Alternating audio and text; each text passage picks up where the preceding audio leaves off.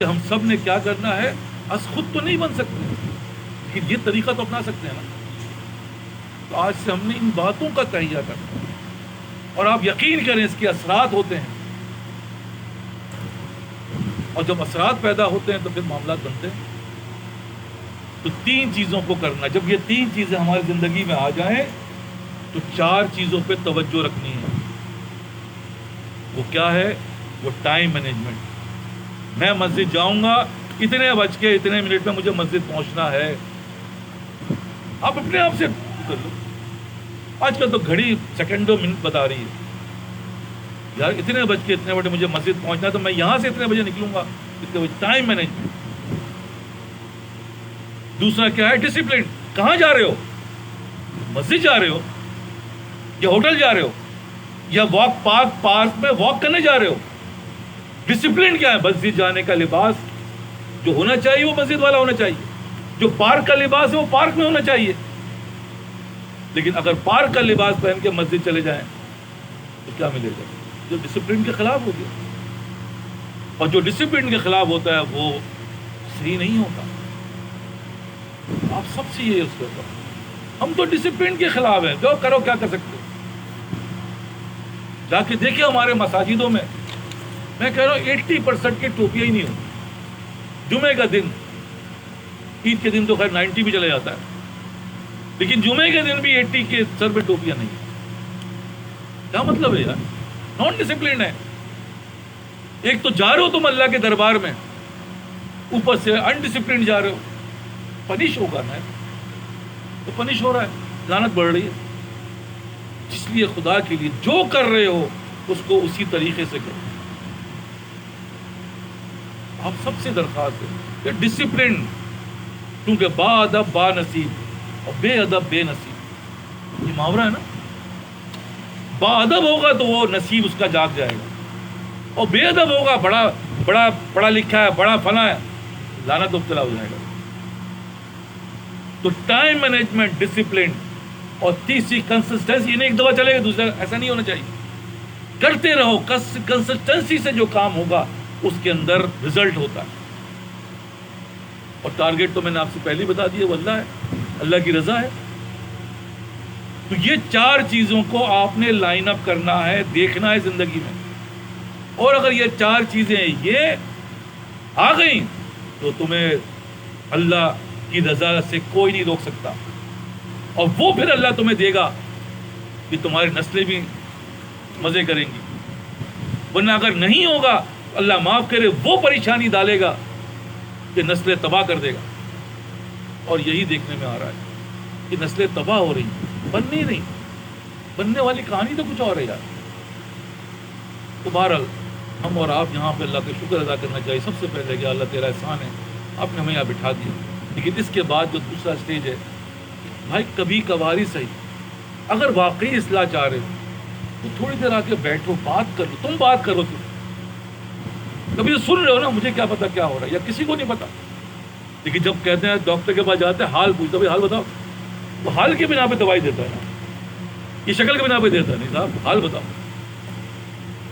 اور اگر کسی نے خط لکھ کے بھیج دیا، چلو بھائی وہ اپنے اندازے سے دیکھ، لیکن جو سامنے بیٹھا ہے اس کا حال اصل میں یہی ہوتا ہے۔ کیا ہوتا ہے؟ اسے کہتے ہیں کلینکل پوزیشن کیا ہے اس کی، تو پھر دوا دی جاتی ہے نا۔ آپ سب سے یہ کہہ رہا ہوں کہ بھائی کبھی کبھار ہی صحیح، ورنہ روز کوئی نہ کوئی دن بناؤ، کوئی نہ کوئی ٹائم بناؤ، مجھے یہ بات کرنی ہے، مجھے وہاں جا کے بیٹھنا ہے، مجھے اپنی اصلاح کرنی ہے۔ آپ دیکھیں گے انشاءاللہ یہ طلب اور تڑپ آپ کو بنا دے گی۔ اور اگر یہ طلب و تڑپ نہیں ہے تو میں نے کہا نا کہ چلو بھائی وہ تو ہے، جسے کہا جاتا ہے بھائی کتا بھی صحبت میں تھا تو اللہ پہنچا دے گا۔ انشاءاللہ ہم کسی نہ کسی انداز میں، کیونکہ رحمت حق بہانہ میشوگن، رحمت تو بہانہ ڈھونڈے گی۔ تو آپ سب سے درخواست ہے کہ بار بار کہہ رہا ہوں، ایک ہی بات دوہرا رہا ہوں، میرے پاس دوسری بات ہے نہیں۔ میں کوئی یہاں پہ لمبے چوڑے تمہیں فلسفے یا تسبیحات بٹھانے کے نہیں بیٹھا۔